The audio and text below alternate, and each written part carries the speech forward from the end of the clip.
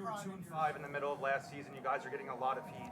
Did you imagine this is where you would be nearly a year and a half later? You know, honestly, when you think about the present and only about the present, you don't think about what's going to happen 2 years down the road. You don't.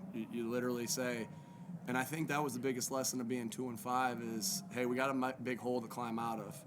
And if I look at this mountain and I say to myself, I got to climb this mountain, it's going to be a big challenge. It's gonna feel like too much of a task. But if I look at that mountain that we were in and say, we just got to climb this part today, and we got to climb this part tomorrow, we got to climb this. You don't think about it. You just think about the part you climbed today. I think that's what that teaches you. And so you don't think about what could happen 2 years down the road. You just put the work in, right? You just put the work in each time, over and over and over again. And you know what? Sometimes you get the result, and sometimes you don't. I'm just happy we got the result of where we are right now, because the guys have just, put their head down and worked day by day, and now we're in this spot, and we're going to go and give it our best shot here in a couple weeks. Son, Nick, you kind of prided yourself on the physicality of this team.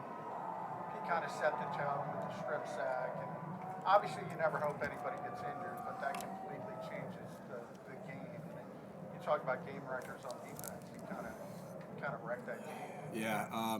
You want to try to make the quarterback feel as uncomfortable as possible with everything. Whether that's the fans and making it loud, whether that's disguising the coverages, or whether that's hitting them. And you don't ever want anybody to get dinged or get hurt. And I hope he's okay. But it definitely did change the game.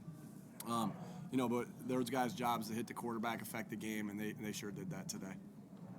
Nick, you get to this point, you obviously don't need motivation. But it seemed like the players were playing with a sense of they felt disrespected. Did you get that from them?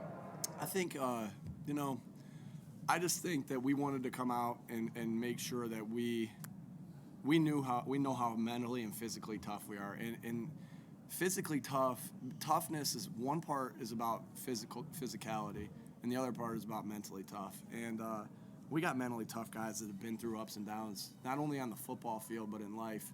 And when you're able to withstand the storm and just keep fighting, that not only sets you up well in life, because we know how life is with the ups and downs, but it prepares you for moments like this where it's going to be a slugfest back and forth. And so I wouldn't say we felt disrespected by any means, but we wanted to come out here and let ourselves know, and we knew, but let everybody know that how physically tough we are and how mentally tough we are. No matter what was going to happen in that game, I know these guys in this locker room, we're going to keep fighting and keep ripping it, because they've been through life's ups and downs, and they were built for this.